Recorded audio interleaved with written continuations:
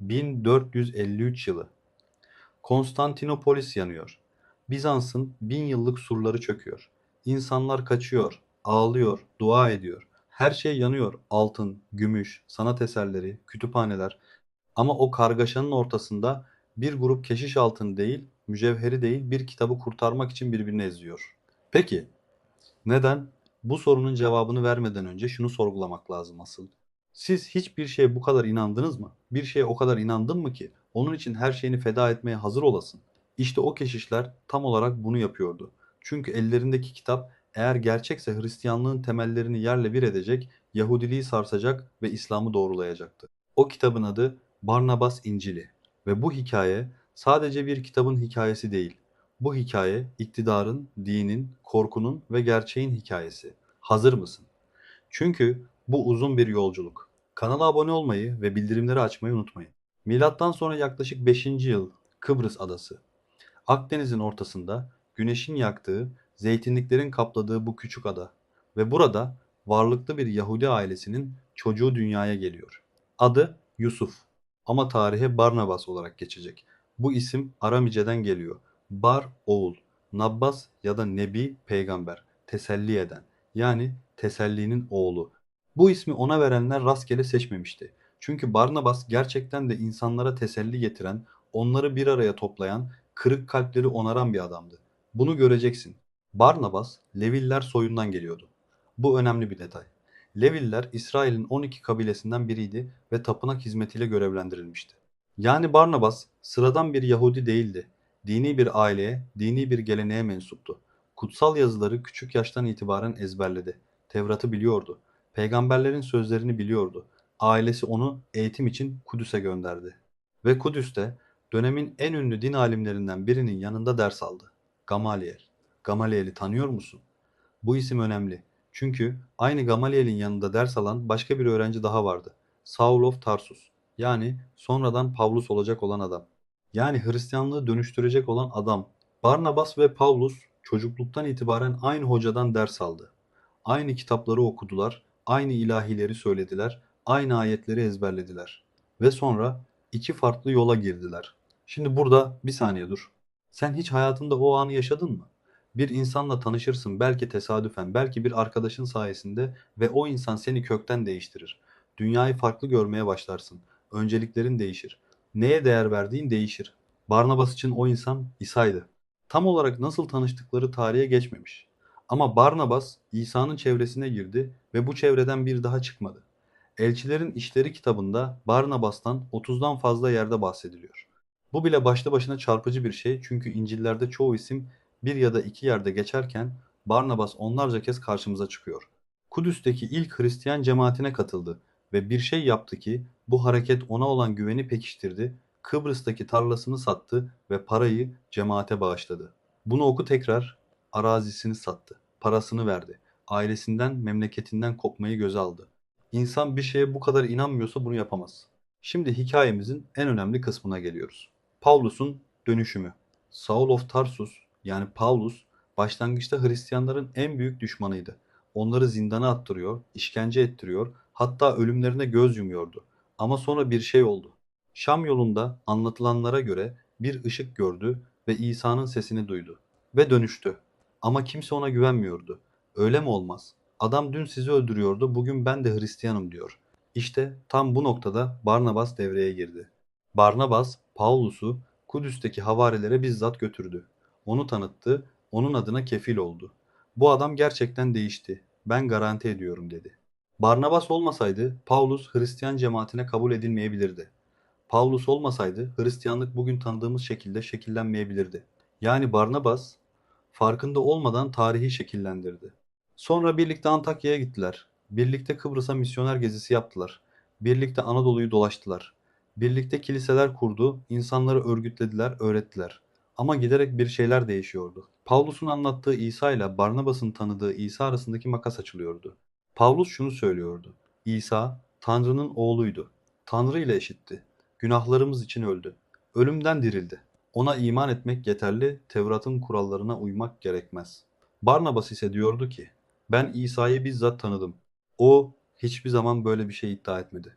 O Tanrı'nın elçisiydi ama Tanrı değildi ve o kendisinden sonra gelecek olan asıl elçiyi müjdeledi. Bu görüş ayrılığı büyüdü, büyüdü, büyüdü ve sonunda patlama noktasına geldi. Aralarında öylesine keskin bir tartışma çıktı ki birbirlerinden ayrıldılar. Barnabas ve Pavlus yollarını ayırdı. Bu ayrılık dini tarihin en kritik kırılma noktalarından biriydi.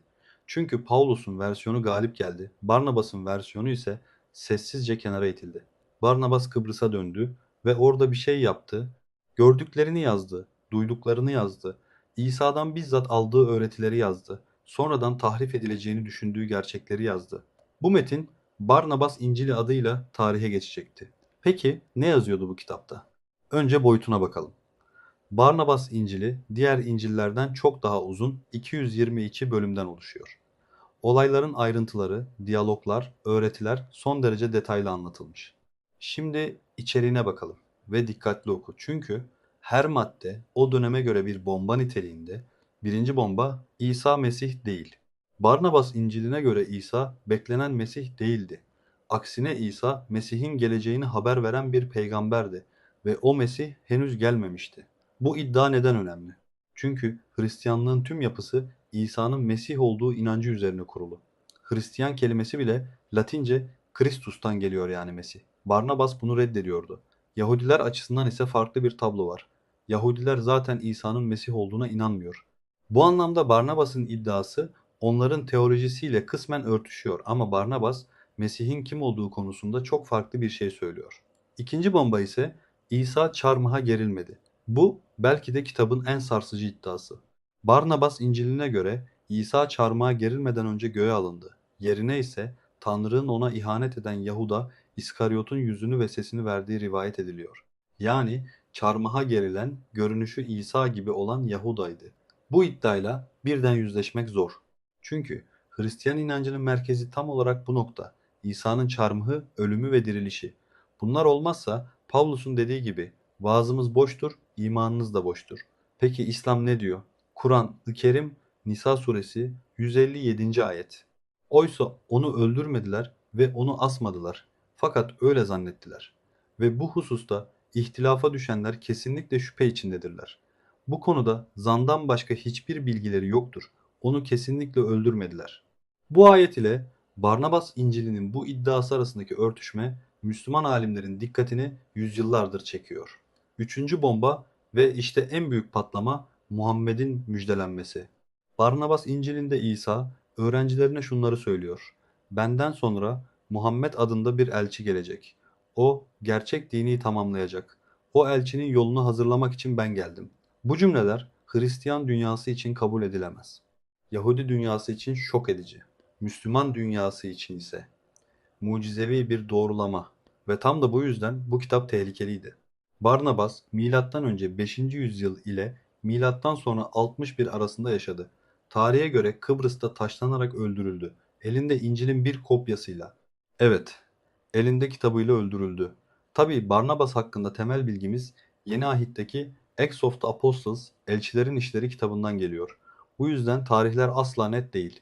Bu ayrıntıyı Hieronymus'un Saint Jerome 4. yüzyıla ait notlarında buluyoruz. Salamis yakınlarında şehit edildiği anlatılıyor ve mezarından bazı kaynaklara göre Matta İncil'inin İbrani versiyonuyla birlikte Barnabas'ın kendi yazdığı metnin bir kopyası çıktı. Ama kilise bu metni benimsemedi. Neden? Çünkü o sıralar kilise kendi kimliğini şekillendiriyordu ve hangi metinlerin kutsal sayılacağına karar verilmesi gerekiyordu. Bu süreç kanun oluşturma olarak adlandırılıyor ve bu süreç hiç de masum değildi. 325 yılı. Bir şehir İznik. Bugünkü Bursa'ya yakın küçük bir Anadolu kasabası. Roma İmparatoru Büyük Konstantin tüm Hristiyan piskoposları buraya çağırdı. 318 piskopos toplandı. Bu sayı o dönem için devasa bir toplantı anlamına geliyordu. Gündem: İsa kimdir? Bu soru sadece teolojik değil, aynı zamanda siyasi.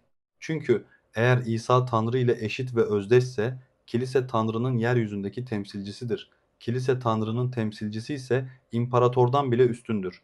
Ama eğer İsa Tanrı'nın yarattığı bir varlıksa, yani Tanrı'dan daha aşağıysa, o zaman kilise sıradan bir kurum haline gelir. Konstantin bir hesap yaptı. Güçlü bir kilise imparatorluğu bir arada tutar. Zayıf ve bölünmüş bir kilise kargaşaya davetiye çıkarır. Oylama yapıldı. Çoğunluk karar verdi. İsa Tanrı ile aynı özden geliyordu. Latince homoousios. Bu kararı reddeden Arius ve taraftarları aforoz edildi. Ve bu kararın ardından Arius'un görüşlerini destekleyen metinler ve Barnabas İncili gibi farklı bir şey anlatan her metin otomatik olarak tehlikeli kategorisine girdi.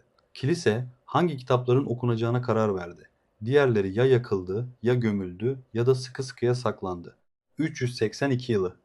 Roma, Papa Damasus önemli bir adım attı. Kutsal sayılacak metinlerin listesini belirletti. Bu liste zamanla gelişti ve Gelasius kararnamesi olarak tarihe geçti Papa 1. Gelasius döneminde yani 496 yılı civarı kesin şeklini aldı. Bu kararname kabul edilen metinleri listeliyordu ama aynı zamanda reddedilen metinleri de listeliyordu. Ve o listede şu satır vardı. Barnabas nomine evangelium apokrifa. Barnabas adına İncil apokrifa yani gizli, saklanması gereken, dışlanmış. Bu resmi yasak son derece önemliydi. Çünkü artık bu kitabı bulundurmak, okumak ya da başkasına vermek kilise hukuku açısından suçtu. Aforozla, mülklerin müsaaderesiyle hatta ölüm cezasıyla sonuçlanabilirdi. Peki ya kitabın kopyaları? Çoğu imha edildi. Ama hepsi değil. Bazı keşişler, bazı din adamları, bazı meraklı ruhlar bu metni korudular, gizlediler, aktardılar. Bazen hayatları pahasına 610 yılı Mekke yakınlarında Hira mağarası. Muhammed peygamber burada ilk vahyi aldı ve İslam'ın yayılmasıyla birlikte Barnabas İncil'i yeni bir anlam kazandı. Müslüman alimler Kur'an'ı okurken şunu fark ettiler. Kur'an Hristiyanların inandığı İsa ile farklı bir İsa anlatıyor. Kur'an'daki İsa peygamberdir, Tanrı'nın oğlu değil. Çarmıha gerilmedi ve kendisinden sonra gelecek olan Muhammed peygamberi müjdeledi. Sonra Barnabas İncil'ini gördüklerinde şok oldular. Çünkü bu İncil İslam'ın anlattığı şeyleri sanki kelimesi kelimesine doğrular gibiydi. Bu tesadüf müydü? Yoksa bu gerçekten Barnabas'ın kaleme aldığı, sonradan bastırılmış bir metni miydi? Müslüman alimler arasında bu tartışma yüzyıllarca sürdü. Özellikle Endülüs'teki İslam alimleri bu konuya büyük ilgi gösterdi. 12. ve 13. yüzyıllarda Kurtuba ve İşbilliye gibi şehirlerde Müslüman, Yahudi ve Hristiyan alimler bir arada yaşıyor ve tartışıyordu. Bu ortamda Barnabas İncil'i defalarca kopyalandı, defalarca çevrildi, defalarca yorumlandı. Şimdi gelin o keşişlere dönelim. 1453 yılında kitabı kurtarmaya çalışan o keşişlere. Bu kitap Konstantinopolis'e nasıl geldi? Bu sorunun net bir cevabı yok. Ama tarihsel ipuçları var. Birinci ipucu Bizans her şeyi toplardı. Konstantinopolis dünyanın en büyük kütüphanelerinden birine ev sahipliği yapıyordu. İskenderiye Kütüphanesi'nin bir kısmının oraya taşındığına dair rivayetler var. Roma'nın ve Yunanistan'ın yasaklı metinleri, tehlikeli kitapları, gizli arşivleri çoğu Konstantinopolis'te son buldu. İkinci ipucu 5. yüzyıldan bir kayıt. Papa Damasus'un kütüphanecisi olarak çalışan bir isimden söz ediliyor. Bu kişinin bazı yasaklı metinlerin kopyalarını gizlice sakladığı iddia ediliyor. Sonraki yüzyıllarda bu kopyaların doğuya yani Bizans'a gittiğine dair söylentiler var. Üçüncü ipucu Bizans sarayının kendisi. Bizans imparatorları diplomatik ilişkilerinde bilgiyi bir güç aracı olarak kullandılar. Tehlikeli metinler gerektiğinde müzakere masasında bir koz olarak kullanılabilirdi. Bu yüzden saray arşivleri son derece geniş ve çeşitliydi. Barnabas İncil'i büyük ihtimalle yüzyıllar boyunca el değiştirdi. Kıbrıs'tan Roma'ya, Roma'dan Doğu kiliselerine, oradan Konstantinopolis sarayına ve sarayın en derin, en karanlık odasında bir sandıkta zincirlere vurulmuş beklemeye başladı. Ta ki 1453'e kadar. 29 Mayıs 1453 Salı günü, sabahın erken saatleri. Gökyüzü henüz ağarmamış. Osmanlı topçuları son saldırıyı başlatıyor. Surlar çöküyor, Bizans askerleri geri çekiliyor ve İmparator 11. Konstantinos Paleologos tarihe geçecek o son savaşa giriyor cesaretine değil, ölümüne. Şehrin içinde kaos var. İnsanlar Ayasofya'ya sığınıyor. Bir efsaneye göre Ayasofya'nın duvarları açılacak ve Osmanlı askerleri içeri girdiğinde melekler onları taş edecek. Melekler gelmedi. Sabahın ilk ışıklarıyla birlikte Osmanlı askerleri şehre girdi ve genç bir sultan da şehre girdi. Fatih Sultan Mehmet. O gün 21 yaşındaydı. 21 yaşında. Daha önce hiç düşün bunu. 21 yaşında. 1000 yıllık Bizans İmparatorluğunu fetheden bir adam. Ama Fatih'i sadece askeri bir deha olarak görmek, onu yanlış anlamak demektir. Fatih Sultan Mehmet aynı zamanda bir entelektüeldi. Birden fazla dil biliyordu. Türkçe, Arapça, Farsça, Latince, Yunanca, İtalyanca, Sırpça, bu dillerde okuyordu. Aristoteles'i okumuştu. Platon'u okumuştu. İslam filozoflarını okumuştu. Batı Avrupa'nın tarihini takip ediyordu. Sanatla ilgileniyordu. Venedikli ressam Bellini'yi İstanbul'a davet edecek, kendi portresini yaptıracaktı. Matematik, astronomi, tarih, bunlar onun ilgi alanlarıydı. Ve din. Fatih dini meseleleri derinlemesine düşünürdü. İslam'ı, Hristiyanlığı, Yahudiliği karşılaştırmalı olarak incelemiş, alimleriyle tartışmıştı. İşte bu Fatih o gün Konstantinopolis'e girdi.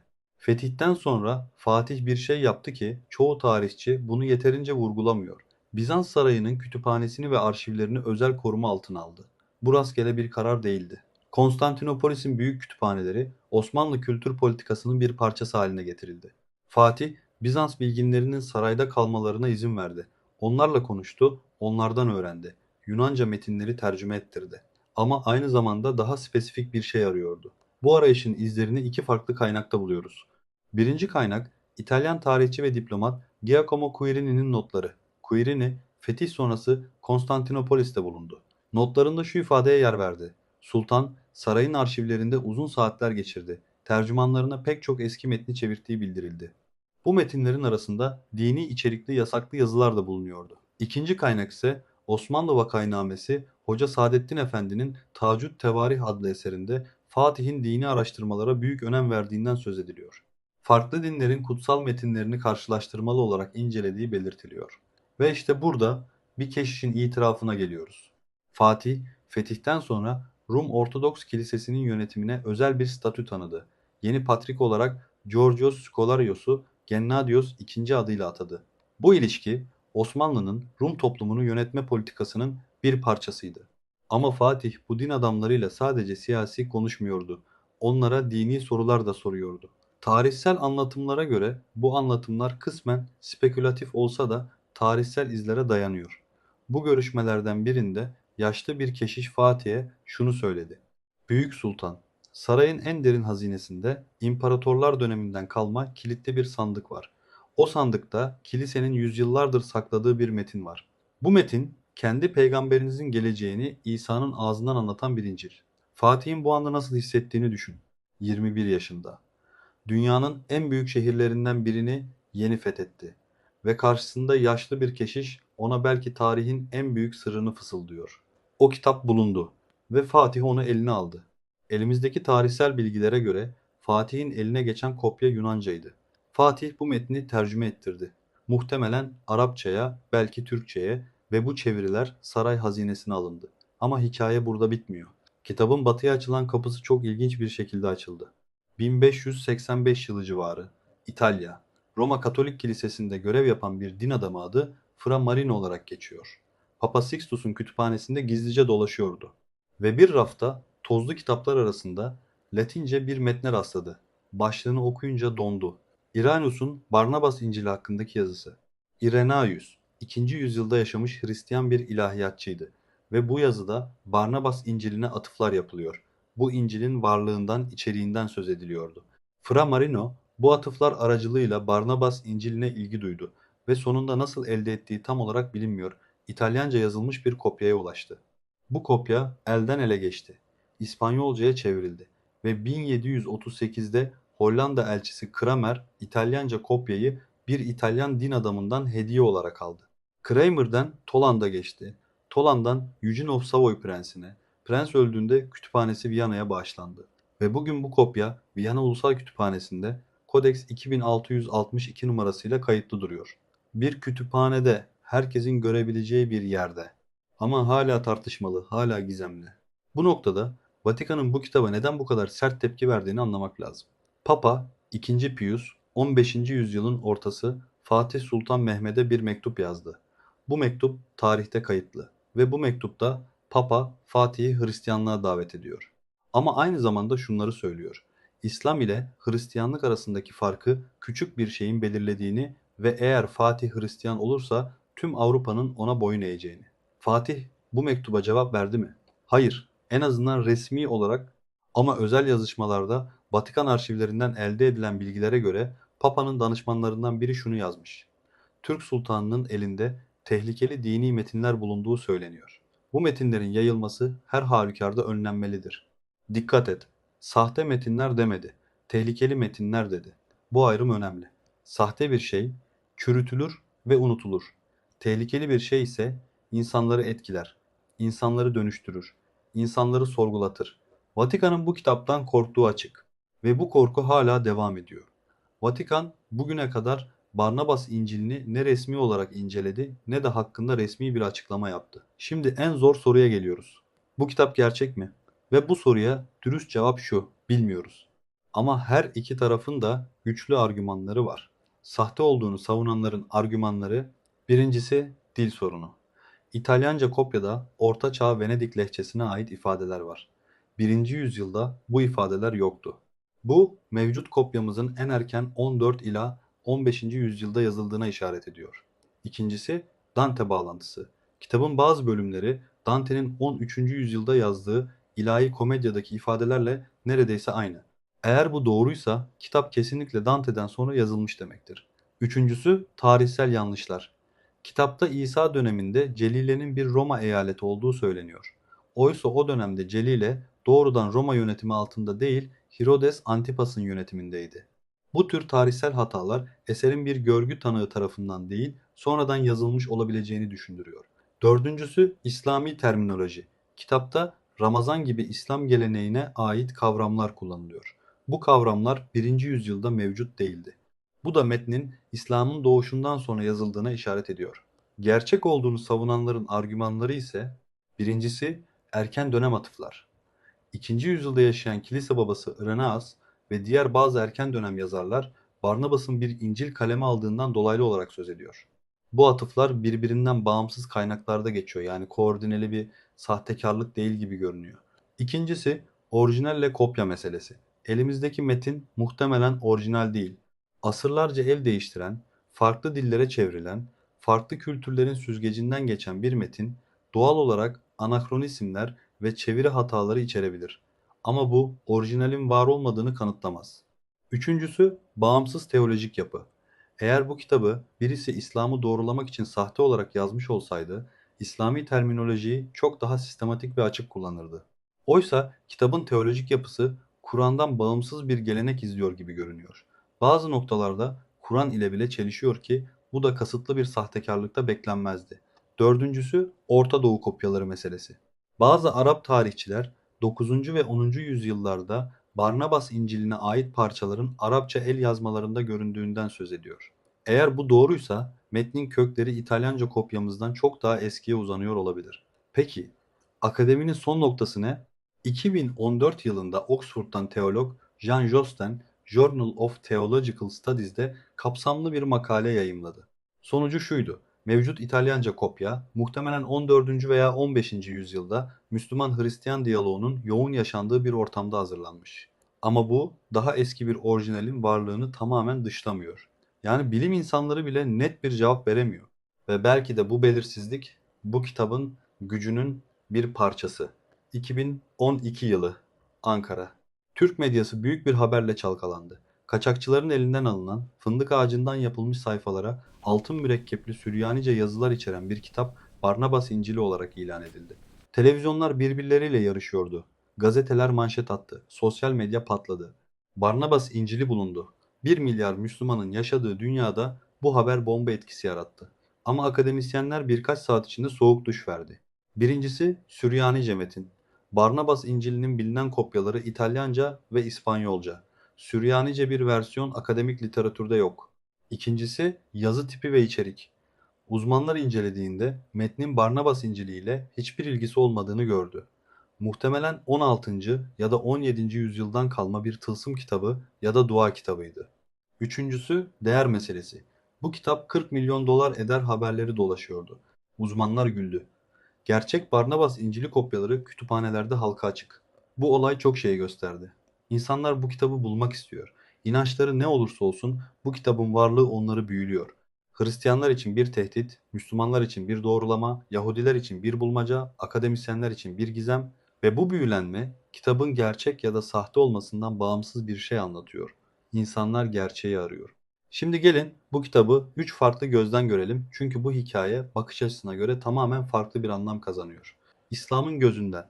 Müslüman alimler arasında Barnabas İncil'i konusunda iki farklı tutum var. Bir grup diyor ki bu kitap Kur'an'ı ve İslam peygamberini doğrulayan otantik bir kaynaktır. Kilise onu yüzyıllarca bastırmıştır. İşte bu yüzden Hristiyan kanonunda yer almıyor. Diğer grup ise daha temkinli. Kur'an kendi başına yeterlidir. Başka bir kaynaktan doğrulama aramak Kur'an'ın otoritesini zayıflatır. Üstelik bu kitabın sahte olma ihtimali yüksek ve sahte bir kaynağa dayanan bir argüman uzun vadede İslam'a zarar verir. Bu ikinci görüş akademik çevrelerde daha ağır basıyor. Mısırlı alim Muhammed Ebu Zehra, Moritanyalı alim Muhammed Taki Osmani gibi isimler Barnabas İncil'ini ihtiyatla değerlendirmek gerektiğini savundu. Hristiyanlığın gözünden ise Vatikan ve ana akım Hristiyan kiliseler bu kitabı sahte kabul ediyor. Argümanları güçlü. Kitap Orta Çağ dil özelliklerine sahip. Erken dönem kilise metinlerinde Barnabas'ın böyle bir şey yazdığına dair güçlü kanıt yok. Ama Hristiyan akademisyenlerin de kabul ettiği bir şey var. Erken Hristiyanlık çok daha çoğulcu bir yapıya sahipti. Barnabas'ın görüşleri gibi İsa'nın tanrısallığına şüpheyle yaklaşan akımlar gerçekten vardı. İznik öncesinde Hristiyanlık içinde büyük bir çeşitlilik mevcuttu. Yani Barnabas'ın bu kitabı yazması teorik olarak imkansız değil. Ama elimizdeki kopyanın orijinal olduğunu gösteren kanıt da yok. Yahudiliğin gözünden ise Yahudi akademisyenler bu kitaba genellikle en az ilgi gösteren grup. Çünkü Yahudiler açısından İsa zaten Mesih değil, bu konuda Barnabas İncili ile hemfikirler. Ama ilginç bir detay var. Kitabın Yahudi geleneklerini anlattığı bölümler son derece ayrıntılı ve dönemine göre doğru. Bu durum kitabın yazarının Yahudi geleneğine çok yakın, belki bizzat bir Yahudi olan biri tarafından yazıldığına işaret ediyor. Bu da Barnabas'a işaret ediyor. Hatırla, Barnabas bir Leviliydi. Yahudi geleneğini içten bilen biriydi. Bu kitap gerçek mi sahte mi, bu soru önemli. Ama belki en önemli soru bu değil. Asıl soru şu: neden bu kadar çok insan bu kitabın var olmasını istiyor? Müslümanlar istiyor çünkü inançlarının tarihsel bir dayanağı olsun istiyorlar. Hristiyanlar korkuyor çünkü inançlarının sorgulanmasından korkuyorlar. Yahudiler merak ediyor. Çünkü 3 Abrahamik dinin gizemli kesişim noktaları onları büyülüyor. Akademisyenler heyecanlanıyor çünkü gizemli bir bulmaca var ortada ve sen bu yazıyı okuyorsun çünkü. Gizlenen bir gerçek fikri seni büyülüyor. Ve işte tam burada bu hikayenin asıl dersi ortaya çıkıyor. Tarihte iktidar her zaman bilgiyi kontrol etmeye çalıştı. İznik konsülünde imparator ve piskoposlar hangi metinlerin kutsal olduğuna karar verdi. Diğerlerini yaktı. Bizans sarayında bu metinler kilitli sandıklarda bekledi. Çünkü bilgi güçtü ve güç paylaşılmazdı. Fatih Sultan Mehmet Fetih Gecesi onu aradı. Çünkü doğrulamak istedi. Belki inancını, belki iktidarını, belki her ikisini.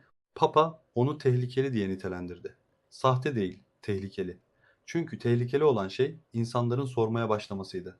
Ve sen bugün bu hikayeyi okuyorsun. Yani o tehlike hala devam ediyor. Ama şunu fark etmeni istiyorum. Barnabas İncil'i gerçek olsun ya da olmasın, onun etrafında dönen tartışma bize çok değerli bir şey gösteriyor. Tarihin her döneminde insanlar inançlarını sorguladı. İktidarlar bu sorgulamayı bastırmaya çalıştı. Ama sorular hiç bitmedi. Çünkü sormak insanın en temel içgüdüsü. Ve hiçbir yasak, hiçbir aforoz, hiçbir sandık bir insanın kafasındaki soruyu susturamaz. Barnabas İncil'inin İtalyanca kopyası bugün Viyana Ulusal Kütüphanesi'nde Codex 2662 olarak kayıtlı. İspanyolca kopya kaybolmuş, son görüldüğü yer İspanya'daki bir özel koleksiyon. İki kopyanın da tam çevirisi 1907'de Lonsdale ve Laura Ruck tarafından İngilizceye yapıldı. Oxford University Press tarafından yayımlandı. Bugün bu çeviri internette serbestçe ulaşılabilir. Yani sen istersen bu kitabı şu an açıp okuyabilirsin. Ama şunu bil, okurken yüzyıllarca bastırılmış, saklanmış, yakılmış, zincirlere vurulmuş bir metnin satırlarına bakıyorsun. Kıbrıs'tan Kudüs'e, Kudüs'ten Roma'ya, Roma'dan Konstantinopolis'e, Konstantinopolis'ten Fatih'in sarayına ve oradan Viyana'ya uzanan bir yolculuğun son durağına bakıyorsun. Ve belki en önemlisi, tarihin her döneminde yaşamış, bu kitabı canları pahasına korumuş, adları bilinmeyen insanların mirasına bakıyorsun. O insanlar neye inandıklarını bilmiyoruz. Ama bir şeye o kadar güçlü inandılar ki ölmeyi göze aldılar. Ve o kitap hala duruyor. Seni de bekliyor. Bu kitap gerçekten susturulmuş bir hakikat mi? Yoksa insanların inanmaya ihtiyaç duyduğu bir anlatı mı? Gerçek bazen kutsal metinlerde değil, o metinlerin etrafında örülen hikayelerde saklıdır. Ve bazen bir kitabın kendisinden çok ona neden bu kadar tutunduğumuz önemlidir. Eğer bu dosyayı burada kapatmak istemiyorsan, tarihin gölgede kalmış metinlerini, bastırıldığı söylenen inançları ve anlatılmayan ayrıntıları birlikte incelemeye devam edelim. Bu tür içerikler hoşuna gidiyorsa kanala abone ol, bildirimleri aç ki bir sonraki dosyada yine birlikte derinlere inelim. Çünkü bazı metinler okunmak için değil, sorgulanmak için vardır. Bir sonraki arşivde görüşürüz.